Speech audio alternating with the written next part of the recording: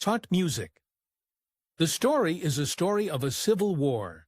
It is said that the Ojibwe occupied the territories around the Great Lakes as early as the 1400s, expanding westward until the 1600s.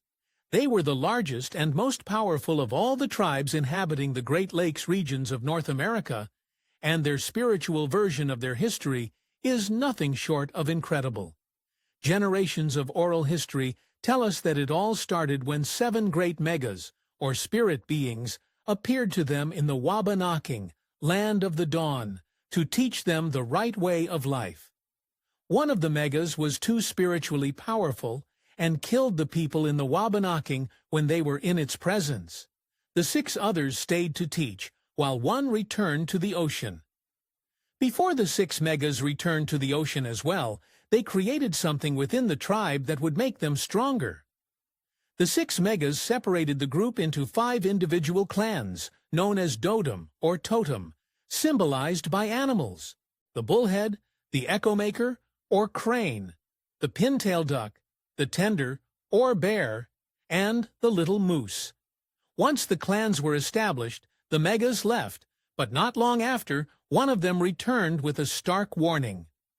One of the megas appeared in a vision during one of the clan members' vision quests to relay a prophecy. It is said that if the Anishinaabe did not move further west, they would not be able to keep their traditional ways alive because of the many new pale-skinned settlers who would arrive soon in the east, and they were not wrong. As with many Native American tribes, white settlers eventually moved in on their territory and forcibly removed the Anishinaabe from their land and onto reservations. This caused the Anishinaabe to quickly migrate west and break into 6 groups, the Ojibwe being one of them. Today in the U.S., the Ojibwe live mostly on reservations in parts of Michigan, Indiana, Illinois, Wisconsin, Minnesota, North Dakota, and Montana. In Canada, they live from western Quebec to eastern British Columbia. Their homeland still covers much of the Great Lakes region and northern plains, extending up into the subarctic and throughout the northeastern woodlands. The Ojibwe are the largest Native American group north of Mexico. They are one of the largest tribal populations among Native American peoples in the U.S., and in Canada, they are the second largest First Nations population, surpassed only by the Cree. Migration has played a key role in safeguarding their population over the years, but it is not without its downfalls. While most Ojibwe inhabit large parts of the Great Lakes region, some have also migrated to the plains or areas further south. This has resulted in the need to adapt to different environmental conditions, which ultimately changes the way they dress, their art forms, and how they grow their food. Traditionally, their varied ways of life are truly remarkable. The Ojibwe are known for many of their age-old traditions, such as their birch bark canoes, birch bark scrolls, mining and trading copper, and their harvesting of wild rice and maple syrup. Their Midewiwin Society is another major aspect. Also known as the Grand Medicine Society, it is a religious society made up of spiritual advisors and healers who not only take care of the sick people, but also communicate with the supernatural world in ways that benefit the tribe. But that is not all they do. This society is well respected as the keeper of detailed and complex scrolls of events, oral history, songs, maps, and more. Many traditional ceremonies include the use of medicine bundles, which are a collection of sacred objects. In Ojibwe religion, tobacco, cedar, sage, and sweetgrass are considered sacred plants. Sweetgrass and tobacco rituals are practiced routinely, and cedar and sweetgrass are deemed to have purifying properties. The Ojibwe are extremely resourceful and knowledgeable. They are in tune with nature and are skilled at living off the land.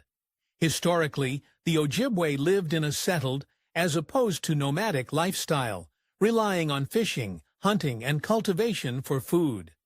They use natural resources for pretty much everything, from food and clothing to shelter and tools. Traditionally, the Ojibwe dwelling was the wigwam.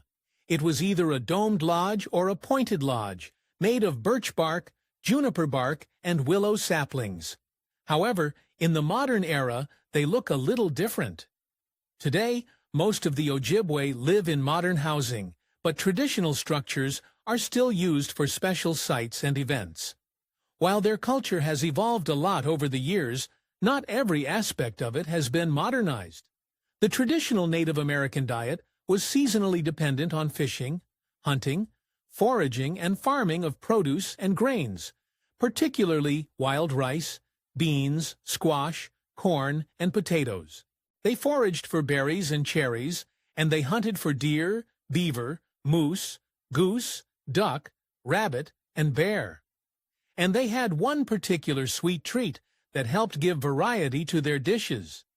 The Ojibwe territories are full of sugar maple trees, so they have always been and still are skilled maple syrup makers. They use it in a variety of ways for cooking and baking, and have a traditional way of making granulated sugar with it as well. Maple syrup is considered one of the sacred foods to the Ojibwe people. The Ojibwe people still have totems or clans. Clan membership passes through the male lineage from the father's clan, and it is still considered taboo to marry someone from the same clan. As mentioned, the Ojibwe clan system is patrilineal from the father's side. This means that children are considered born into the father's clan, and in recent times, this system has caused some serious concerns for the Ojibwe people. After their migration was well underway, and many Native Americans began meshing with Europeans, there were children being born to French and English fathers. Sadly, these children were considered outside the clan in Ojibwe society, unless adopted by an Ojibwe male. They were sometimes referred to as white because of their fathers, regardless of whether their mothers were Ojibwe, as they had no official place in the Ojibwe society. And the complexity does not stop there. Membership in Ojibwe clans includes the immediate family as well as extended family. Basically, a brother and sister will also consider their cousins their siblings because they are all part of the same clan. The social structure of women was also complex in regards to mothers and aunts. Even so, all clan members were seen as close family, and therefore intermarriage was strictly forbidden. The 5 original clans were Bullhead, Crane, Duck, Bear, and Moose. The Crane totem was the most vocal among the Ojibwe, and the bear was the largest, so large that it was subdivided into body parts such as head, ribs, and feet. Each clan had certain responsibilities among the people. For the Ojibwe people, they had to marry a spouse from a different clan, and when it came time to choose a spouse, boys and girls had to take part in specific ceremonies and rituals in order to be considered eligible for marriage. Girls were eligible for marriage after doing a special ceremony called a vision quest. It involved 4 days of isolation in which they would fast, pray, and make offerings. The point of this quest was to find a guardian spirit to watch over them throughout their lives. A vision quest could sometimes occur as early as age 3 or 4, and would generally be accomplished no later than puberty. Girls were eligible for marriage after they experienced their first menstrual cycle. During their cycle, they would be isolated away from the tribe in a separate hut. Girls did not typically have a vision. If they did, it was considered a special blessing, and the girl was thought to have healing powers. Rituals are not the only unique part of an Ojibwe marriage, though. Marriages would often be arranged by older family members. When a family arranged a marriage for their daughter, it was usually for economic stability, and she was given as a form of payment for service. Elders of the clan carefully watched all the unmarried girls to ensure their purity. A man could also choose the girl he wished to marry, but he had to prove himself first. If a man wanted to marry a girl, he had to hunt an animal and present it to her family. This was to prove that he could provide for his future bride. If the family approved, the girl was not allowed to turn down the proposal, even if she did not like the guy. Traditional Ojibwe wedding ceremonies were extravagant. Women wore beautiful white dresses, and white moccasins made from deer or elk skin and designed by the bride herself. Men wore black pants, a ribbon shirt, and moccasins. The event lasted 3 days, not including the days preparing in advance. The bride and groom had to choose 4 sponsors who must be elders. The sponsors would promise to help the couple throughout their marriage, giving guidance and wisdom. The bride was also required to bathe in a body of water, such as a river or lake. Bathing in the Earth's natural waters is a symbolic act of being blessed by Mother Earth. After the wedding, the newlyweds would stay with the woman's parents for about a year. During this time, if they wanted to start a family, they would build their own lodge. If they did not want to start a family, they would continue living with their parents.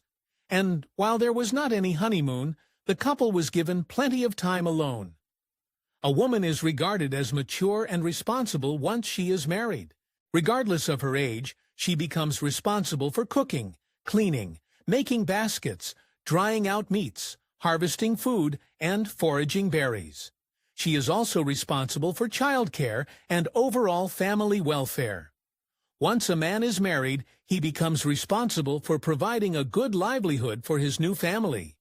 He is also responsible for hunting, providing supplies, and for keeping his wife happy.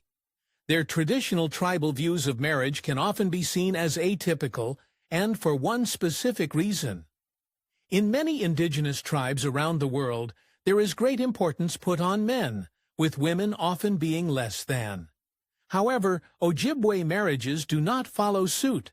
They are actually fairly equal, and spouses are treated like respected partners, even in the cases where the bride was purchased or when she lacked a choice in the matter. Traditionally, divorce was not allowed, regardless of what happened in the marriage. However, after 1450, it was more acceptable but still fairly uncommon.